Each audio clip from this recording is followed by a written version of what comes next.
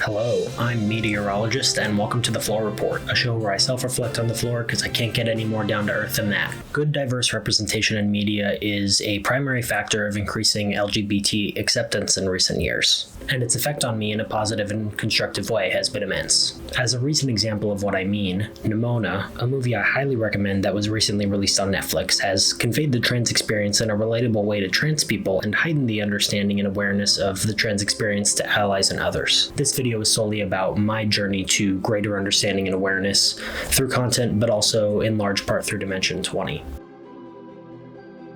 I was real bad at using preferred pronouns for a large portion of my life. My first exposure to using preferred pronouns, or even the idea of preferred pronouns, was in middle school. When I was 13 or 14, someone I was friends with through 3 years of elementary school and 1 year of middle school had started using a new name and he/him pronouns.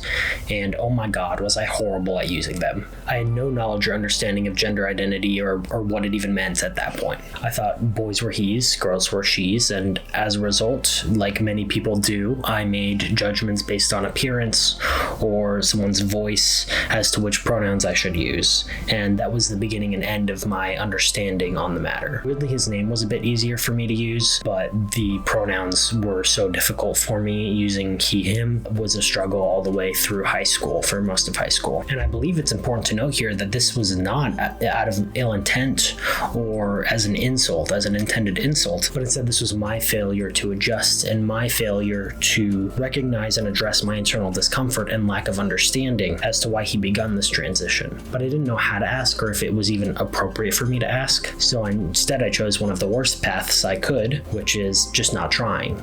And as a result, I got stuck making the same mistake over and over, further solidifying and deepening what I would come to understand as my own transphobia. Oftentimes, people who are some level of homophobic or transphobic deny any allegation of such because the word phobia has a strong and direct meaning of extreme and irrational fear. I think some homophobic and transphobic people are actively and intensely fearful, but I think some, including myself in some period of my life, deny that title because they're not outright afraid, but they lack understanding. They are unaware, and as a result, they are uncomfortable and avoidant, just as I was, and that's the problem. Over high school and college, I met a variety of people that used a variety of different pronouns, when I otherwise might not have assumed those pronouns would have been associated with that individual. But even if I still wasn't really addressing the internal transphobia or the understanding of gender identity, I think it forced me to rely less and less on appearance and more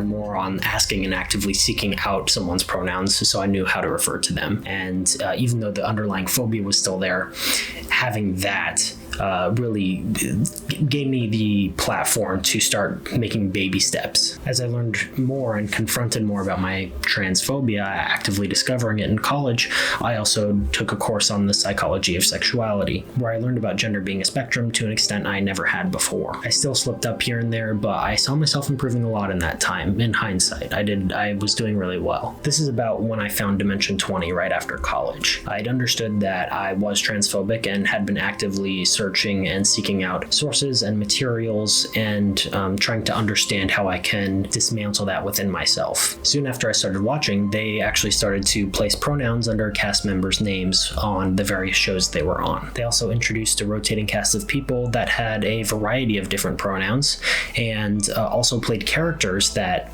may have had different pronouns than the cast themselves. This actually helped me a lot. It gave me super low stakes practice at using correct pronouns for people and seeking out and understanding people's pronouns because they couldn't hear me when I messed up. So I could just correct internally and move forward, move on, and I got so much better at it solely from Dimension 20, I think. I still mess up because we all do, and I think it's important to acknowledge that it's okay to mess up no matter how far you've come. The important part is the intent and the active seeking to improve no matter what, as I will continue to do throughout the rest of my life. There is always room for improvement. Now, in my current life, I try as best I can to resort to they/them pronouns when I don't know how to refer to someone, and I do a much better job at remembering pronouns for people. I've kind of internally cataloged it where I don't don't rely on appearance anymore at all. I kind of have just like a little memory slots in my brain where I'm like, okay, this person uses this pronoun. And then if it gets updated or changed, I'm like, okay, slot it out, throw another one in. And again, Dimension 20 had a couple people that were either gender fluid or used different pronouns at different times. And that was a big help to me in seeing those people change. And okay, I was like, okay, slot this one out, slot another one in, we're good. To be fair, I think this is the case on a lot of Dropout's recent content, but Dimension 20 in particular helped me at a time when I think it was particularly impactful on me. My understanding of sexuality compared to gender identity pre-Dimension 20 was all right, all things considered.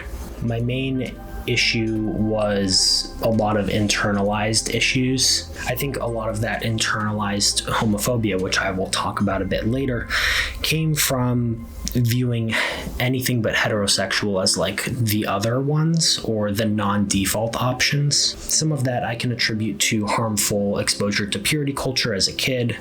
Some of that I can attribute to my own struggles with my sexuality, knowing that I'm attracted to women and have a preference for women, but knowing there's likely more than just that. And some of that is just internalized homophobia. For those who aren't aware or would like a refresher, internalized homophobia often results from seeing heterosexuality as the norm or the correct way to be according to the Rainbow Project. Hearing and seeing negative depictions of LGBT people can lead us to internalize or take in these negative messages, even if you don't actively agree with them. When I first learned about internalized homophobia in college, I actually felt a bit relieved. I felt like I was getting a diagnosis, and now that I know what a problem is, I can move forward with getting a treatment plan and figuring out how to fix this issue, something I'd never been able to define before in my life. I started combating my internalized homophobia in a couple of different ways. First, I actively dismantled ideas surrounding purity culture, as was part of my deconstruction in college. Purity culture massively harmed my view of sex. Instead of viewing sex as a perfectly normal and natural part of being human, I viewed it as anything but. And of course, it could only be within the bounds of marriage. God forbid.